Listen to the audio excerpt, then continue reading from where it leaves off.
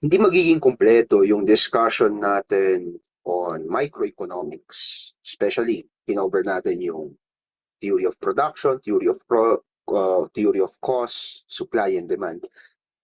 Hindi yun makukumpleto kung hindi siya magbibigay ng a definite answer to the question, to one of the most critical question for a firm, which is anong output level dapat ako mag-produce at ano dapat yung magiging presyo. So yun yung pag-uusapan natin for this particular lecture.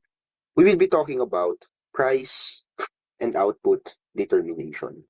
So this is more on answering yung question ng isang firm na nagnenegosyo, which basically is asking at what price and at what quantity dapat ako magpo-produce para ma-maximize ko yung aking operation so that it could bring me the highest profit that it could bring me based on how the market dynamics is performing.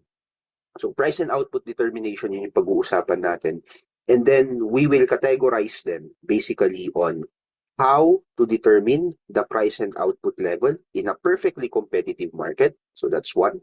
And number two, how are we going to determine the price and output in an imperfectly competitive market? So napakahalaga to sa usapin ng microeconomics. You have to understand na kung ikaw ay isang negosyo, dapat alam mo at what price and at what quantity should you produce para ma-maximize mo yung iyong operation.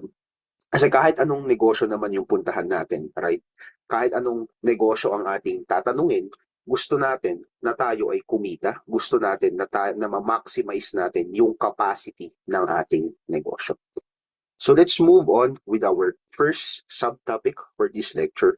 How are we going to determine the price and output or quantity kapag ang market natin is a perfectly competitive market? But in order for us to know kung paano ang determination ng price and output sa ganitong klase ng market, we have first to define ano ba ang perfectly competitive market? Ano ba yung ibig sabihin niyan? So in a perfectly competitive market, may mga iba't ibang features tayong makikita sa isang merkado na ito. Unang-una, maraming buyers at maraming sellers sa isang perfectly competitive market. Pangalawa, ang mga produkto nila pare-parehas. It is homogeneous. Kumbaga, each product is a perfect substitute to the other product. Like for example, ang carrot na tinitinda ni Tindera 1 is a complete substitute of the carrot na tinitinda ni Tindera 2. So, both of this tindera, magkaiba man silang tindera, magkaiba man na store yan, yung carrot na kanilang binibenta ay parehas lamang. That's what it means by homogeneous product. Pangatlo, wala pong barriers to entry dyan. Ibig sabihin, kung gusto mong pumasok sa ganyang klaseng negosyo, madali lang pong pumasok. Kasi nga, maraming buyers and sellers. And ini-encourage nito yung competition, kaya walang barriers to entry. Next, sellers and buyers are fully aware of the current market price of the product. So both the buyer and the seller, alam nila kung ano yung parang standard price ng produkto na yon. So they are both aware. So that's the fourth characteristics. And finally, yung mga sellers, none of them sells or buy at a higher rate. So dahil alam ng mga buyers at saka sellers yung presyo ng produkto, wala sa kanila, unang-una, magtitinda ng mas mataas doon sa presyo na yon. And sa buyer side naman, wala sa kanila ang bibili doon sa produkto na yon ng mas mataas. Kasi nga pare-parehas lang yung produkto. So yung mga sellers natin dito, our sellers here, are actually price takers. Nakadepende yung presyo ng kanilang produkto doon sa current market price. So isipin niyo lang, baboy. Ang isang kilo ng baboy is worth 380 pesos per kilo. Ngayon, pumunta ka sa isang palengke, and yung isang store na napuntahan mo, nagbebenta sila ng baboy na worth 430 pesos per kilo. Kung ikaw na buyer ay rational, alam mo na ang presyo ay 380 at ito ay nagbebenta ng 430, bibili ka pa rin ba sa kanyang produkto? Hindi na, di ba? Kasi masyadong mahal dun sa standard price na alam mo. What you will do is you will find for alternative. And dahil walang bibili doon sa store na nagbebenta ng 430 pesos per kilo na pork, wala siyang magagawa kundi ibaba yung presyo ng kanyang pork to 380. So ang tanong, pwede pa siyang magbenta sa mas mababa sa 380? Pwede naman. Pero kung ikaw ay isang rational seller din, ang gusto mo i-maximize ang profit, right? So kung ibababa mo yung presyo mo ng 370 pesos, what will happen is magkakaroon yan ng negative effect sa iyong profit. So hindi mo rin gagawin yan as a rational firm. Gusto mo ibenta siya doon sa point na na-optimize natin yung presyo. And that is 380. Kapag nagbenta ka ng mas mababa dyan, maapektuhan naman yung profit mo. So hindi mo yon gagawin. So yan yung characteristic ng isang perfectly competitive market. So you have to understand, there are many buyers and sellers. Yung kanilang produkto ay pare-parehas, homogeneous, no barriers to entry. Sellers and buyers are fully aware of the price, and none of them sells or buy at a higher rate or even at a lower rate kapag sa seller side yung pinag-uusapan natin. And our firms, our sellers, ay price takers. Nakadepende yung presyo ng kanilang paninda, nakadepende yung presyo ng kanilang paninda doon sa current market dynamics. And makikita natin itong perfectly competitive market in action when we look at the market equilibrium graph. So dito sa market equilibrium graph, pinagsama na natin yung concept ng supply at saka demand. And ito yung i-illustrate ko sa inyo yung interplay na mapapansin nyo sa market para maintindihan nyo kung paano ba nadidetermine yung price and output level at a perfectly competitive market. So, let's start off with the price being at point 2. Okay? So, point 2 yung presyo na yan. Medyo medyo mataas yung price. And dahil mataas yung price, ang mga suppliers natin, mga sellers natin, they want to produce more quantity. Okay? So, more quantity kasi nga mataas yung presyo. Hinahabol nila, remember, yung ating hinahabol nila yung pagtaas ng presyo para ma-maximize yung profit nila. The problem with offering at this price level is that kahit na gusto mong magbenta ng mas marami, yung demand naman ng iyong produkto, mas kaunti lamang. So ito yung demand naman. So ito yung quantity supplied, ito yung quantity demand. And you can see here that there is a gap. Okay? May gap doon sa gustong ibenta ng mga sellers at doon sa gustong bilhin ng mga buyers. So ano yung solusyon dyan? Kasi kapag nagbenta ka dyan, okay, at this particular quantity, nagbenta ka, tapos ito lang yung mabebenta doon sa iyong produkto, maraming susobra sa'yo.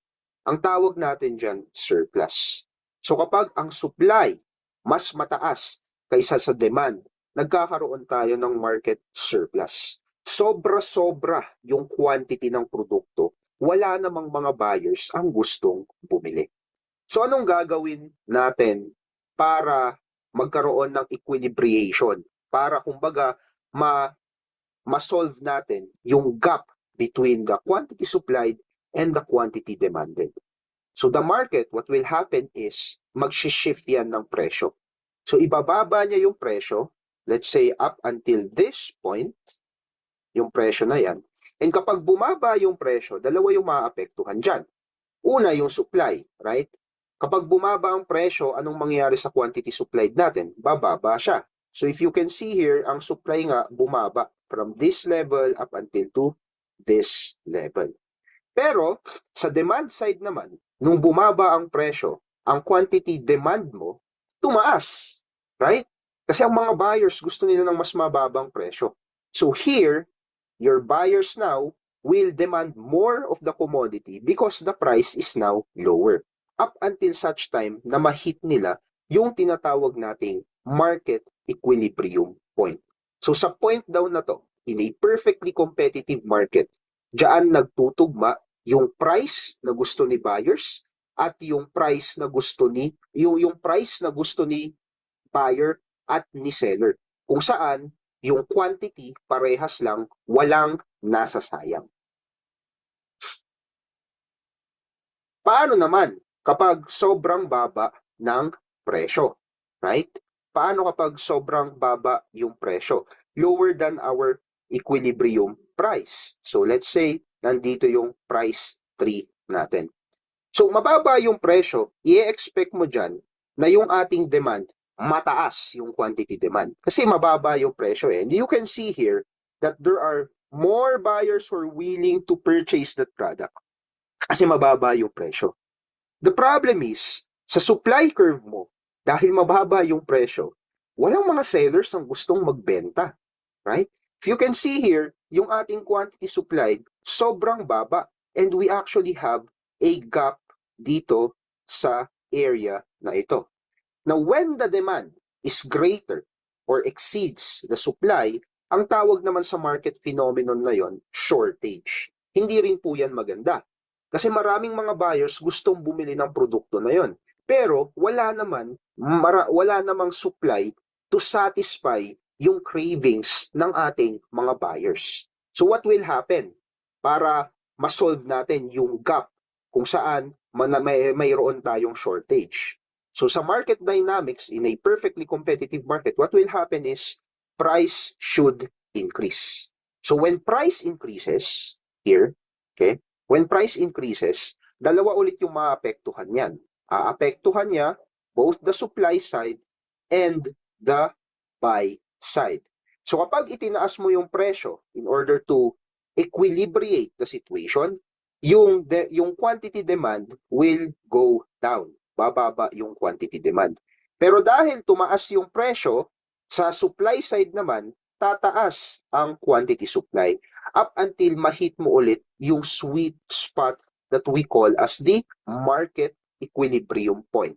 So dito naman sa portion na to, as I have said earlier, both the quantity supply and the quantity demand is at the same level. So ito yung presyo kung saan walang talo. Both the buyers and the sellers are buying the commodity at a price level na kayang-kaya nila. At the same time, your quantity demanded is equal to quantity supply. So walang sayang na produkto dito. Lahat po, theoretically speaking, ay nabibili. So ito yung graphical representation ng ating market equilibrium. Tingnan naman natin yung market equilibrium in terms of its tabular representation. Here in our next slide. So ito yung different prices, ito yung different quantity demand, at ito naman yung different quantity supply. So at kapag ang presyo is 20 pesos, you can see here na wala tayong demand, 0. Whereas yung quantity supply natin are 12. And it just makes sense, right? Kasi masyadong mataas yung presyo. Yung mga sellers gusto nilang magbenta, but the problem, wala kang buyer. Kapag ibinaba natin yung presyo, let's say at price 18, ang quantity demand mo magiging 2. And then yung quantity supply, 10. Mas mataas pa rin yung supply kaysa sa demand. At this particular stage, price 20 and price 18, meron pa rin tayong surplus dito. Kasi mas mataas yung supply kaysa sa demand. At price 16 naman, let's see. At price 16, quantity demand is still 2, whereas your quantity supply is 8. So quantity supply is still greater than your quantity demand. So may surplus pa rin po sa point na to. How about at price 14? At price 14, mapapansin mo na yung quantity demand is already 3. Tumaas na siya kasi pababa yung presyo. Pero yung quantity supply, bumaba at 6. But still, quantity supply is greater than your quantity demanded. So dito sa level na to, mayroon ka pa ring surplus. Paano natin nalaman na mayroong surplus? Kasi nga, mas malaking di hamak si quantity supply kaysa kay quantity demand.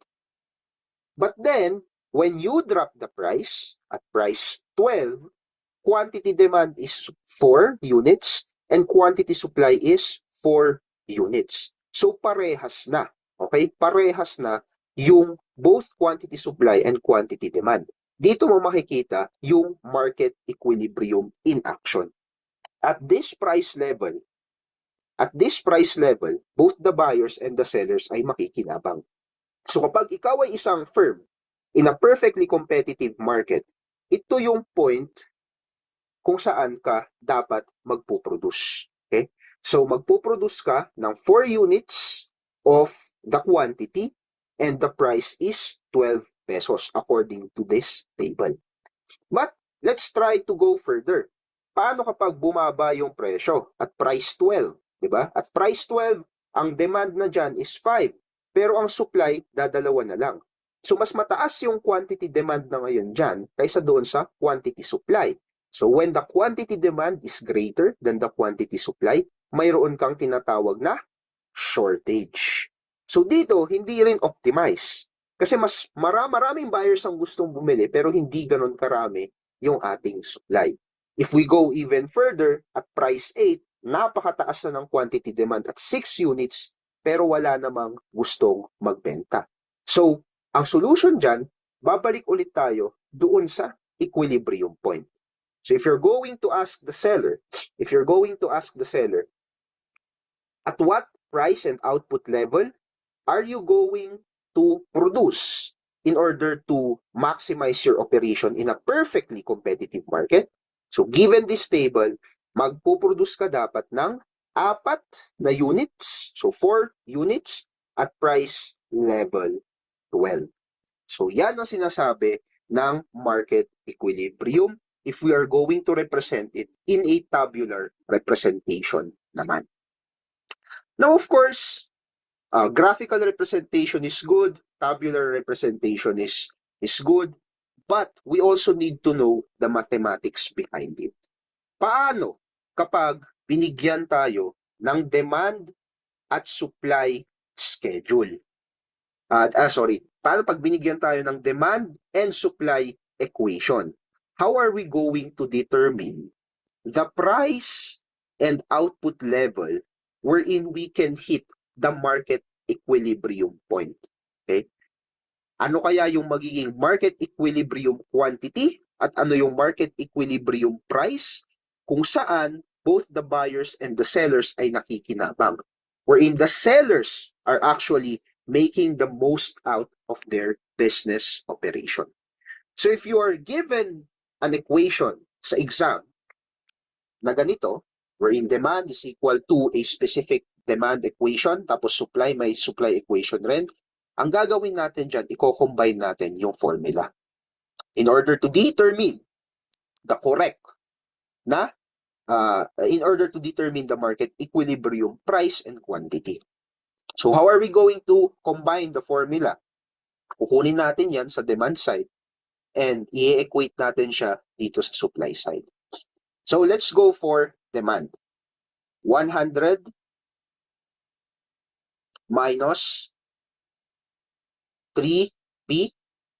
So kinuha natin to.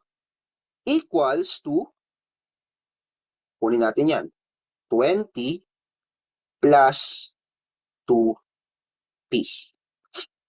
And then, what we're going to do is to combine similar variables. So, ang similar variables is yung 100 at saka 20, tapos yung 3P at saka 2P. So, ililipat natin si 20 dyan. So, you now get 100. Dahil positive si 20, magiging negative siya dito. 100 minus 20. And then, dito naman sa kabila, what will happen is, ililipat mo si 3P here. So, you get 2P plus, kasi negative yung sign niya, so kapag inilipat mo siya, magiging plus sign siya. 2P plus 3P. So 100 minus 20, you get 80. 2p plus 3p, you get 5p. And then, ilalabas natin yung price. So, you're going to divide that by 5, and you're going to divide the other by 5 as well. So, price, the equilibrium price is equal to 80 divided by 5.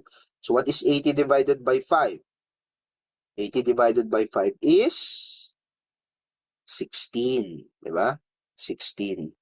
So, yung price, kapag daw ang presyo is 16, yun yung market equilibrium price natin. So, na-solve na natin yung market equilibrium price. Ang tanong, ano po yung quantity ng production, supposedly? Diba? So, in order to determine the quantity, you are going to get this 16 and substitute it to any of the variables here. So, kahit saan dyan. So, let's say, gagamitin natin yung 16 and isa-substitute natin siya doon sa ating supply equation. So, 20 plus 2p.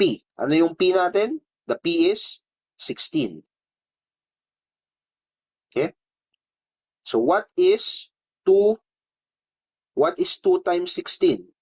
16 plus 16 is 32. Diba? So, 32. So, 20 plus 32, you now get the equilibrium quantity that is 52. Yan. So, nakuha na natin yung market equilibrium price and nakuha na natin yung market equilibrium quantity. And ano yung sinasabi nito? Kapag ikaw ay isang firm who is producing in a perfectly competitive market, at ito yung ating demand at saka supply equation, dapat magpuproduce ka daw ng 52 units and the price should be at 16 pesos. Yan. So, yan yung kahalagahan ng pagdidetermina ng price at output level. We need to make sure that in a perfectly competitive market, lalo na mga agricultural products. So, by the way, no, ang mga agricultural products falls under the perfectly competitive market. Kasi yung mga produkto dyan pare-parehas, tapos marami ka pang buyers at saka sellers. So, in order na maging optimum daw yung market performance, the price should be at 16 pesos with 52 units of that product. Okay? Now, let's take a deeper analysis on the market equilibrium dynamics. Lalo na kapag nagbabago yung either supply or demand sa market because of other external factors. So ito yung question sa atin. Ano yung mangyayari?